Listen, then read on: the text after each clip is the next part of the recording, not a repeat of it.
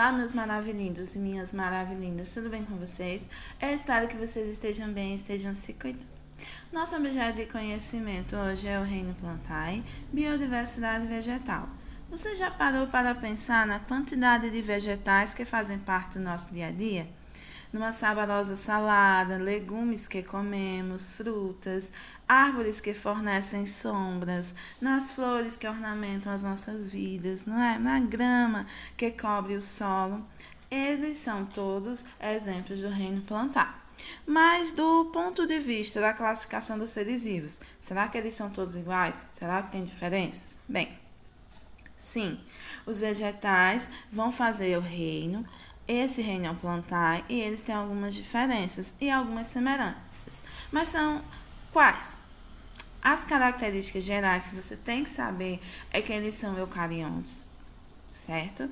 Eles são pluricelulares e eles são autótrofos, ou seja, eles fabricam o próprio alimento através da fotossíntese, certo? Que é o que significa autótrofos. A outra coisa, eles têm muitas células, como vocês já podem observar, e eles são eucariontes. É isso aí mesmo. Tem aquela célula lá, fit, maravilhosa, com um núcleo bem organizado, com uma carioteca, ok?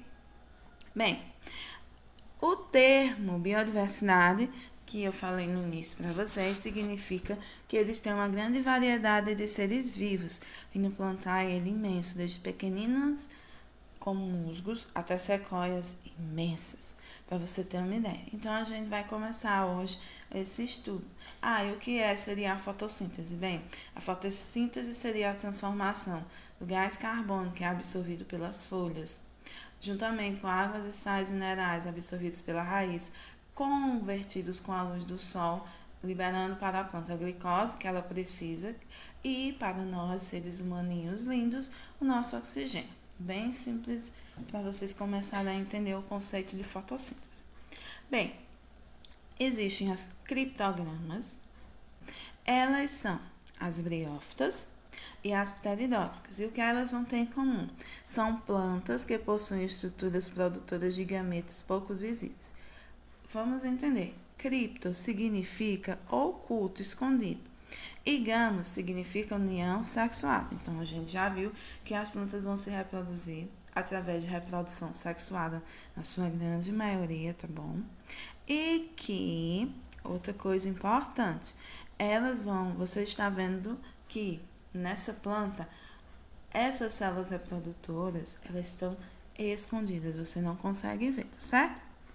Bem, a gente vai encontrar as briófitas e as pteridófitas como o musgo, que você vê na imagem, e a samambaia, que você vê na segunda imagem. A briófita é uma planta vascular, ela não vai ter... O que seria vascular? Vasculares seriam vasinhos por onde vai circular água, sais minerais e o alimento da planta. Nas briófitas elas não têm, já as pteridófitas elas vão ter. Elas não têm talos, tão observáveis a olho nu, como você pode ver na imagem, ok? Outra coisa importante da gente salientar é que nas criptogramas, elas podem ser divididas sempre, a gente vai observar o quê? As estruturas. E que uma coisa muito comum é que as duas precisam de água para a fecundação. Na pteridófita, essa parte da reprodução, como a gente vai estudar, é uma parte que vai ser duradoura, diferente da briófita, que vai ter um período em que vai acontecer. Mas vamos mais adiante para entender melhor, tá? Vamos começar pelas briófitas.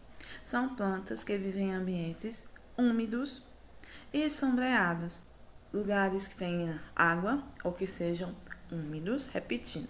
Elas não passam muitas vezes de 10 centímetros, para você ter uma ideia, e elas são plantinhas que são bem pequenininhas, nem parecem muitas vezes plantas, tá certo? O musgo seria aquela coisinha verde, que às vezes a gente vê em pedras perto de rios, certo? Observem quão pequenininhas elas são. Lembrando que por elas terem até no máximo 10 centímetros, elas são avasculares, não tem esses vasinhos por onde vai correr a água e os sais minerais que a planta precisa, ok? Aí você pode ver o musgo, que é essa que vai estar do seu lado esquerdo, logo na primeira imagem. E embaixo você vê uma planta hepática, que eu acredito que você por aqui não possa ter visto, porque é uma planta que gosta mais de temperaturas como do Polo Norte, bem gelado mesmo. É isso aí mesmo. Bem, outra parte que a gente vai ver é essas estruturas reprodutoras, como você pode ver na imagem. Ela não tem raiz, mas vai ter uma coisa que nós vamos chamar de rizóide, que é algo muito primitivo, não chega a ser uma raiz como uma planta de maior porte. Um cauloide, que dá a ideia de caule, ok. Um filóide, que seria o que pareceria ser uma folha, em uma planta maior também.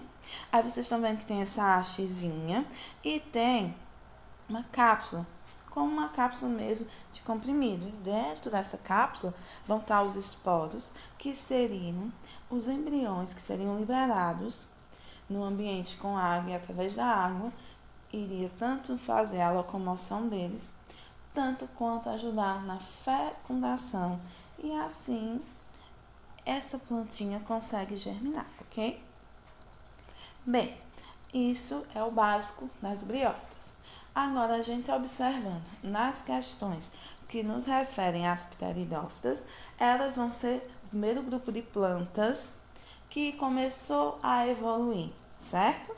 Você viu que lá, antes, a gente viu plantas sem vasos condutores. Já nas pteridófitas, elas vão ter.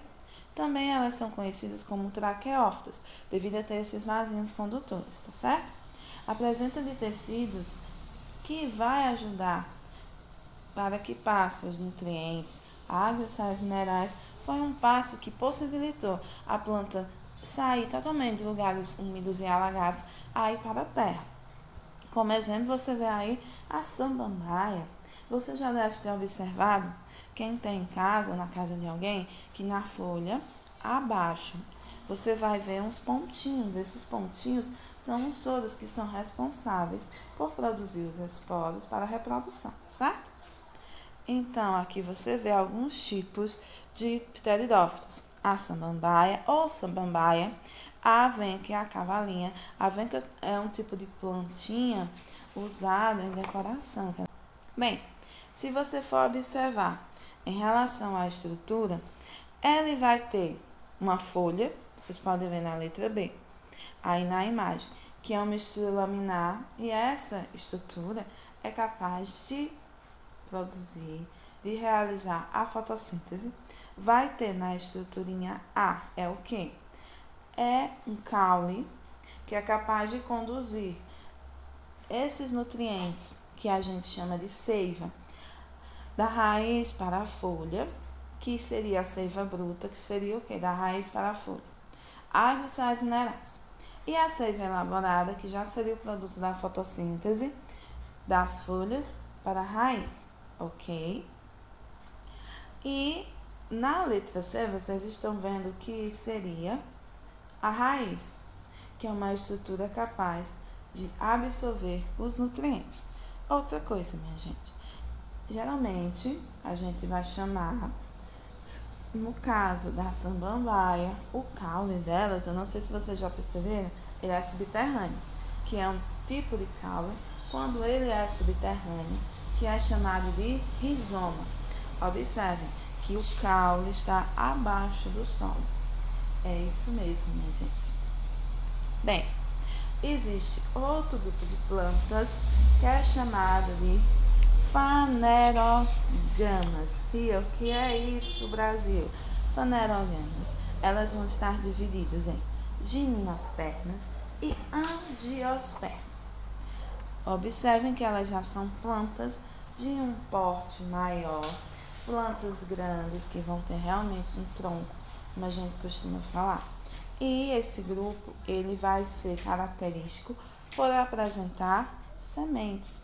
E algumas espécies também vai apresentar caroço, então vai ter uma estrutura reprodutiva bem visível, tá certo?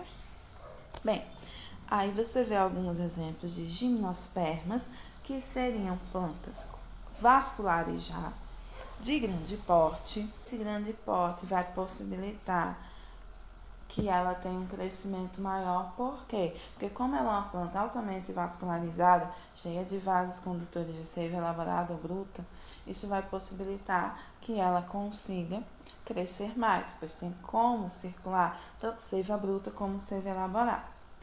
Elas são chamadas, como eu falei, né, as gimnospermas, são consideradas traqueófitas porque são aquelas que não apresentam fruto. Por isso, gimnos significa no esperma semente.